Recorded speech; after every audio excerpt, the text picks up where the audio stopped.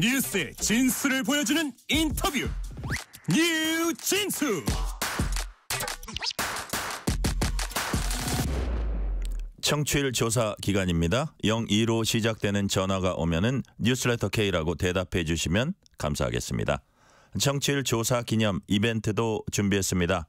방송 중 사연 보내주시면은 추첨을 통해서 치킨 교환권 보내드리겠습니다. 문자샵 9730, 짧은 문자 50원, 긴 문자는 100원, 어플리케이션 콩으로 보내시면 무료입니다. 유튜브 KBS 1라디오 계정 채팅으로도 얘기 나누실 수 있습니다. 윤석열 대통령 수사가 혼선을 빚고 있습니다. 윤 대통령 측은 수사 주체와 체포영장의 적정성 등을 문제 삼고 있습니다. 아울러서 민주당 주도 국회 탄핵소추위원들이 탄핵소추 사유에서 형법상 내란죄를 빼겠다고 밝히면서 소추 내용을 둘러싼 논란까지 확산하고 있습니다. 불거진 법적 쟁점들 한상훈 연세대 법학전문대학원 교수와 함께 짚어봅니다. 지금 전화 연결돼 있습니다. 한상훈 교수님 안녕하세요. 네, 안녕하세요. 시간 내주셔서 감사드립니다. 네.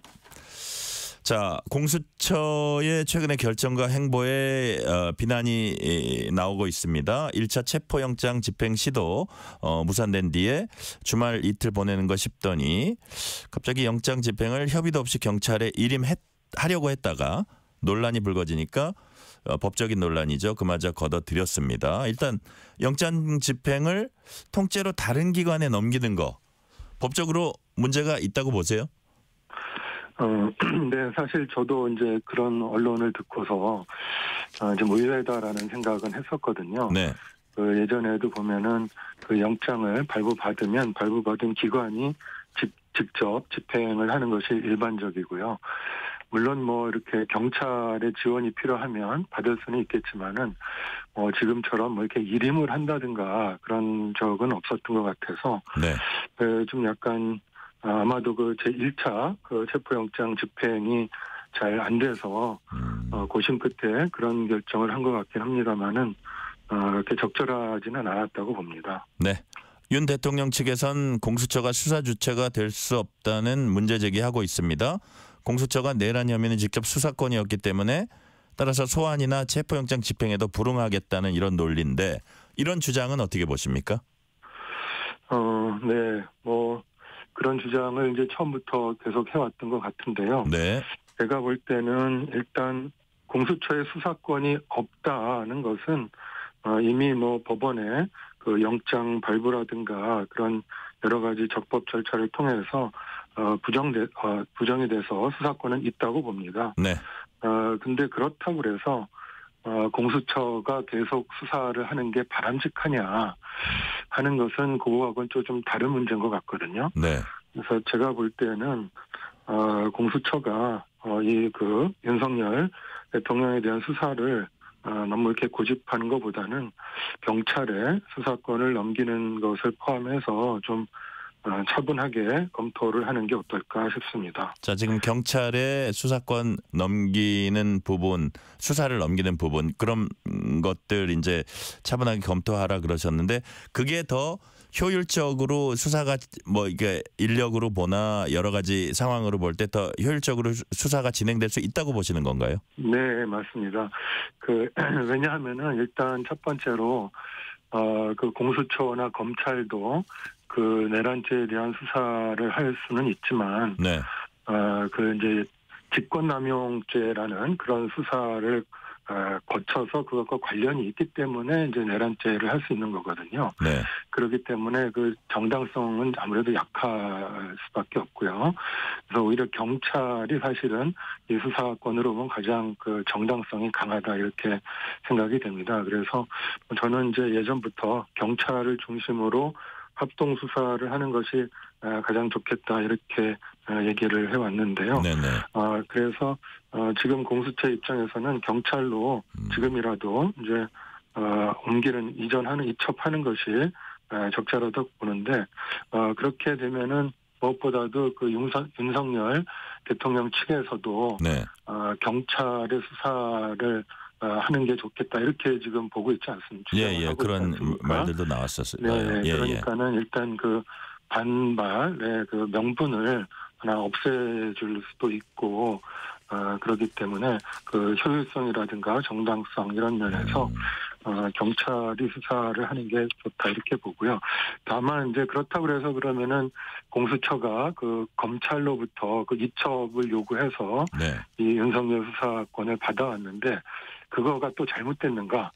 그러면은 또 그건 아니라고 보거든요. 그러니까 검찰도 약했기 때문에 정당성이 네. 그것을 이제 공수처가 이첩 요구해서 받아온 것이고 이제 그것을 경찰로 다시 이첩을 해주면 결과적으로는 가장 바람직한 수사가 되지 않을까 이렇게 봅니다. 법적 논란도 줄어들고 효율성도 있을 것이다는 취지로 말씀해 주셨고요. 자, 민주당은 최상목 대통령 권한대행이 경호처에 지휘권을 행사해달라고 요구했습니다. 이건 이제 체포영장 집행 관련인데요. 공수처도 최 대행의 협조 공문 보냈고요. 자, 최 대행은 지금 관여를 하지 않고 있습니다. 최 대행 측은 공수처법에 따른 것이라고 설명하고 있습니다. 이건 무슨 뜻인가요? 네, 그 공수처법 3조에 보시면 네네. 뭐 조문이 깁니다마는 아무튼 대통령이나 대통령실의 공무원은 그 공수처의 그 사무에 관해서 직무 수행에 관여하는 일체 행위를 할 수 없다 이렇게 돼 있거든요. 네네. 그러니까는 지금 최상목 대통령 권한대행도 지금 대통령의 역할을 수행하고 있기 때문에 결국 이제 대통령이라고 봐서 이 조항에 따라서 그 직무 수행에 관여하는 일체 행위를 하여서는 안 되게 되어 있습니다. 공수처의 뭐 독립성 뭐 이런 얘기 같네요. 그렇죠. 네. 원래 이제 이 조항의 취지는 뭐 부당하게 뭐 지시를 하거나 개입하지 말라는 취지인데, 네네. 그러나 이 조문 자체가 굉장히 포괄적으로 지금 규정이 돼 있기 때문에 그렇게 그 공수처의 그 체포영장 집행에도 협조를 하는 것도 네. 관여하는 걸로 그렇게 해석될 여지가 있는 거는 사실이죠. 네. 네, 그래서 아마도 좀 이렇게 조심스러운 그런 입장을 취하고 있는 게 아닌가 이렇게 네. 생각이 되고요. 그래서 덧붙이자면 저기 야당이 이제 뭐 직무유기죄로 또 뭐 고소를 했다고 하는 것 같은데, 그래서 이런 그 법조문의 그런 애매함 이런 걸 보면은 그거는 좀 성립되기가 어렵지 않을까 하는 생각도 들긴 합니다. 네. 자, 한상훈 교수님께서는 최근 언론 실론에서 대통령의 내란죄 수사를 위해 체포 구속영장을 집행할 경우에 이를 경호처에서 방해하면은 경호처 직원 이를 지시 또는 묵인한 이들까지 모두 특수 공무 집행 방해죄 공범으로 현행범될 소지가 크다고 쓰신 적이 있습니다. 실제로 이런 그 논리라면 2차 영장 집행에서는 경호처 직원 이제 체포하는 일들이 벌어질 거라고 전망하시는지, 거기에는 뭐 아무 문제가 없는지 어떻게 보세요? 네. 일단은 말씀하신 대로 적법하게 지금 체포영장을 그리고 수색영장을 법원으로부터 발부받아서 그것을 이제 공수처와 경찰이 집행을 하는 거기 때문에 그거는 이제 적법한 공무집행이 되겠고요. 네네. 근데 여기에 대해서 이제 그 폭행이나 협박을 행사하면 공무집행 방해죄가 성립이 됩니다. 네. 그리고 이제 지금 같은 경우처럼 뭐 단체나 다중의 위력을 보이거나 아니면 흉기를 소지하거나 이런 경우에는 특수공무집행 방해죄라고 해서 더 가중 처벌이 되거든요. 네네. 근데 이런 그 구성 요건으로 봤을 때는 그 경호처에서 이렇게 그 적법한 체포영장의 집행을 방해하게 되면은 그것은 이제 공무집행 방해 현행범이 될 수가 있겠습니다. 그러니까는 현행범 체포는 뭐 경찰이건 일반인이건 누구나 할 수가 있거든요. 그러니까는 법적으로는 충분히 가능은 합니다. 근데 이제 뭐 또 문제는 그렇다고 그래서 그 경호처 공무원과 또 경찰 또는 공수처 공무원들이 이렇게 무력 충돌까지 가는 상황은 그냥 바람직한가 이런 생각도 들고 또 불상사가 생기면은 또 국정이 굉장히 혼란스러워질 수가 있기 때문에 현행범 체포를 하더라도 아주 최소한의 사람에 대해서만 현행범 체포를 하고 그런 과도한 충돌이나 불상사는 막는 것이 필요하지 않을까 그렇게 생각이 됩니다. 사실 그 체포영장 집행을 맡고 있는 그 정점에는 그 경호처장이 있거든요. 박정준 경호처장은 대국민 입장문에서 대통령의 절대 안전 확보가 경호처 존재 가치다. 재집행을 해도 막을 것임을 이제 분명히 했습니다. 그렇다면 지금 교수님 말씀대로라면 박종준 경호처장도 이른바 이런 관련법에 따라서 이제 형사처벌 대상이 될 수 있다고 보시는 거네요. 그렇습니다. 네, 그 가장 그 경호처의 그 이제 그 지휘 감독을 일단 하는 사람이기 때문에요. 네. 당연히 그 공무집행방해 죄책을 질 수가 있고 또 이미 고발이 돼서 경찰에서 지금 2번의 그 소환을 했고 이제 3번째 소환 일정까지 통보를 한 걸로 알고 있거든요. 네. 네, 아마 3번째까지도 소환을 불응하면 아마 체포영장을 발부받아서 또 그 경호처장에 대한 체포에 착수할 걸로 이렇게 생각이 됩니다. 네. 그렇다면은 더더군다나 이제 경호처가 물리적으로 그 체포영장의 집행을 막을 법적인 그 정당성은 없어진다 이렇게 볼 수가 있습니다. 네네. 자, 한상우 교수님께서는 체포영장 집행 성사 여부와 관련 없이 체포와 구속 집행을 방해한다는 사실 자체로도 헌재 탄핵 재판에서 피청구인에게 불리한 자료가 될 거다 이렇게 지적을 하신 바가 있습니다. 그럼에도 이제 윤 대통령 측도 이런 거를 아마 그쪽에도 그 변호인단이 많이 있어서 모르지는 않을 텐데 왜 윤 대통령 측에서 이렇게 지금 같은 대응을 하는지 혹시 생각해 보셨는지요? 그리고 그럼으로 인해서 좀 극적으로 어떻게 좀 변화할 가능성도 보시는지 어떻게 보십니까? 네, 그러니까 어떻게 보면은 그 윤석열 대통령 측에서 좀 위험한 도박을 하고 있다라고도 볼 수가 있을 것 같은데요. 네. 일단은 아마 생각해 보자면 그 이유는 일단은 그 탄핵 재판을 우선적으로 진행을 하거나 거기에 네. 집중을 하겠다 뭐 이런 생각이 있을 것 같고요. 네네. 그다음에 2번째는 이제 그 형사 재판이 진행되면 거기에서 또 많은 증인이라든가 물증이 증거로 제출이 되지 않겠습니까? 네네. 그러면은 이제 거기서 증거로 채택된 그런 증거들은 헌법재판, 그 탄핵 재판에서 또 다시 증거로 제출될 수가 있거든요. 네네. 그렇기 때문에 이 탄핵 재판의 속도가 굉장히 빨라질 수가 있습니다. 그렇지 않으면은 그 헌법재판소에서 증인을 다 일일이 불러서 네. 증인 신문을 해야 되기 때문에 좀 길어질 수가 있거든요. 네네. 그러니까는 말하자면은 투트랙으로 동시에 진행이 되면 이 헌법 탄핵 재판이 빨라질 수가 있기 때문에 결국은 시간을 좀 지연하려는 그런 목적이 있지 않을까 그렇게 추측을 해봅니다. 네. 자, 헌법재판소 탄핵 심판 과정에선 민주당 주도 국회 탄핵 소추위원단이 탄핵 소추 사유에서 형법상 내란죄 철회하겠다고 했습니다. 국민의힘과 민주당의 입장이 이 부분에서 매우 갈리고 있는데 특히 국민의힘은 소추 안에 내란죄가 들어있지 않았다면 아마 이거는 그때 표결 결과도 달라졌을 거다. 그래서 재표결해야 된다는 얘기까지 하고 있습니다. 이 상황은 교수님 어떻게 보세요? 네, 뭐 그런 주장이 이제 나오고 있는데요. 오늘 그 국회 그 소추 측 대리인들이 그 사실관계를 좀 설명을 한 것 같습니다. 네네. 그래서 아무튼 핵심은 뭐 국민들이 언론을 이렇게 직접 접하시면 이게 뭐가 이렇게 또 왔다 갔다 하나 이렇게 좀 혼란스러우실 수도 있을 것 같아요. 예. 사실은 그런 건 아니고요. 그 내란죄라고 하는 형법상의 범죄 성립 여부를 집중적으로 다루지 않고 네. 그 내란 행위 거기서 이루어졌던 예를 들면 구체적으로 계엄을 선포했다든가 네. 포고령을 선포했다든가 아니면 무장 군인들을 동원해서 국회를 봉쇄하고 본청 회의실까지도 뭐 이렇게 침범을 하고 그러지 않았습니까? 네네. 또 뭐 선관위도 불법적으로 이제 수색도 하고 그래서 그러한 일련의 행위들은 그대로인 거죠. 그런 그 사실관계. 네. 이건 뭐 소추 사실이라고도 할 수 있을 것 같은데요.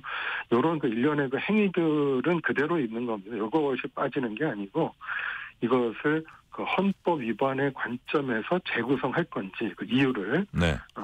아니면 형법 위반의 그 내란죄의 구성 요건의 관점에서 재구성할 건지 네. 그거의 그 차이인데 그것을 헌법 위반을 주요한 관점으로 해서 네. 그것을 입증을 하겠다. 네, 그런 취지이기 때문에 사실상 크게 달라지는 거는 없다고 볼 수가 있고요. 네. 또 이것은 예전에 그 박근혜 대통령 그 탄핵 사건에서도 또 동일하게 네. 그런 절차가 있었기 때문에 우리 국민들 또는 우리 청취자분들께서는 혼란스럽지 않아도 되실 것 같고 네네. 법적으로도 문제가 없다 이렇게 봅니다. 또 이제 국민의힘 쪽에서는 박근혜 대통령 당시와 이제 비교해서 그 당시에는 여러 가지 법 중에 하나였지만 지금은 거의 전부에 가까운 그런 법이다 이런 뭐 주장도 하는데 그건 또 사실과 다릅니까? 어떻습니까? 그 당시는 워낙 또 많이 있었죠. 네. 뇌물도 있었고, 직권남용 등등 있어서 그럴 수는 있습니다만은 지금도 차이는 없는 거죠. 아까 네. 말씀드린 그런 기본적인 이제 계엄 선포 행위라든가 보고령 이런 등등의 행위를 어떤 관점에서 볼 것이냐, 그 네. 법적 평가의 여부에 불과하거든요. 그래서 네네. 이것은 우리 형사소송도 그렇고 헌법재판도 그 법원이 또는 이제 헌법재판소가 거의 직권으로 판단할 수가 있는 네. 그런 사항이 되겠습니다. 네네.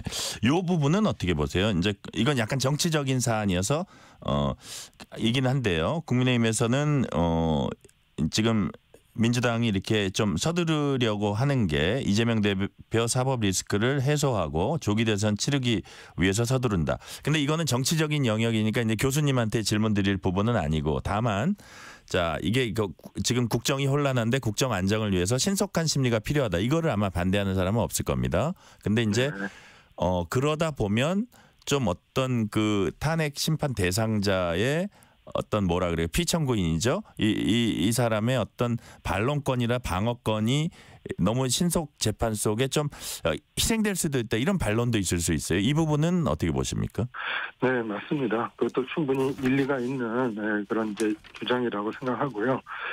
근데 이제 또 말씀하신 대로 우리가 이렇게 대통령 권한된 체제를 네. 무한정 오래 끌고 갈 수도 없는 거 아니겠습니까? 네. 더군다나 지금 시기가 국제 정치적으로 보나 또 경제적으로 보나 또 북한과의 그 관계에서 보나 굉장히 엄중한 시기이기 때문에 신속히 진행하는 것은 맞으나 그렇다고 해서 그 공정성을 또 해야만 안 되거든요. 네. 그렇기 때문에 항상 이 신속성과 공정성은 다 필요한 그 재판의 가치이긴 한데 약간 서로 상충되는 부분이 있습니다. 네.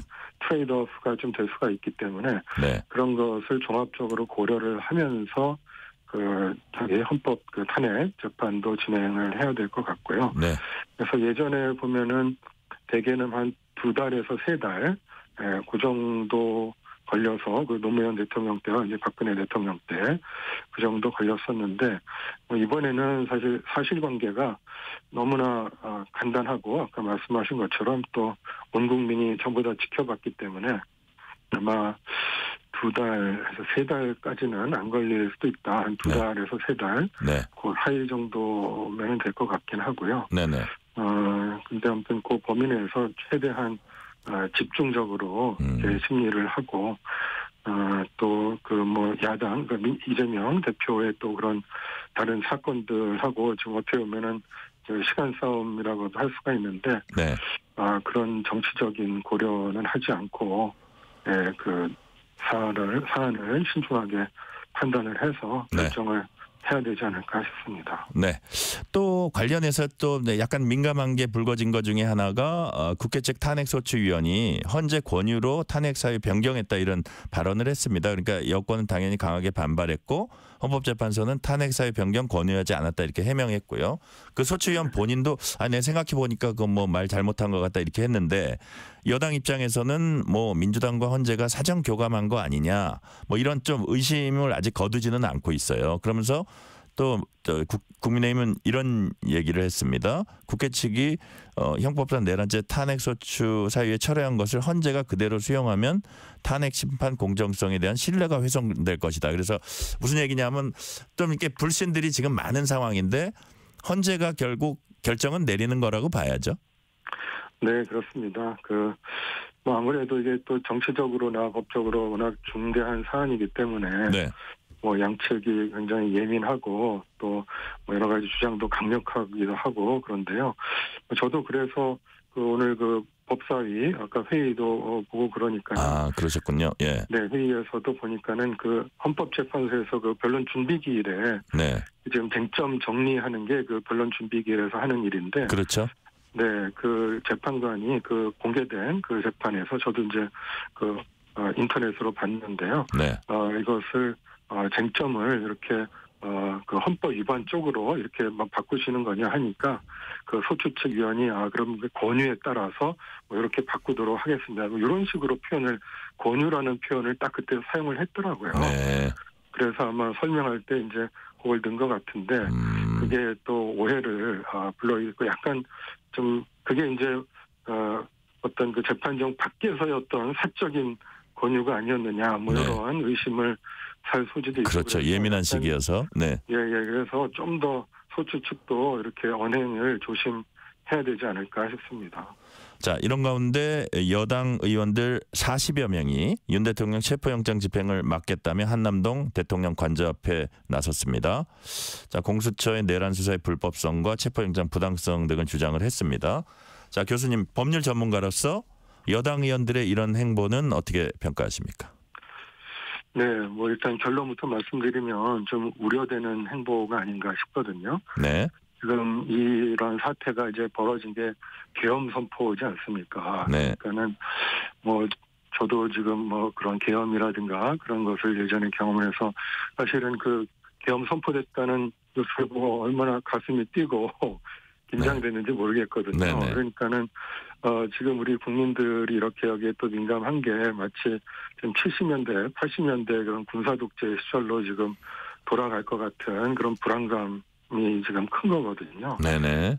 근데 지금 이런 그 조치들이 이게 일종의 그 내란 행위고 또 위헌적인 위법한 지금 그런 조치였는데 그 극렬 그 지지자들은 그것이 정당했다라고 하는 윤석열 대통령 측의 주장을 지금 따르고 있는 것 같거든요. 네. 그거는 우리 민주공화국의 법치주의에서 보면 대단히 지금 위험한 그런 언행이고 행동인데 거기에 그 일부 국회의원들이 가담한다는 거는 이건 정말 위험하고 우리 법치주의가 정말 백두난간에 지금 처해질 수 있는 게 아닌가 그런 생각이 들어서 좀 네.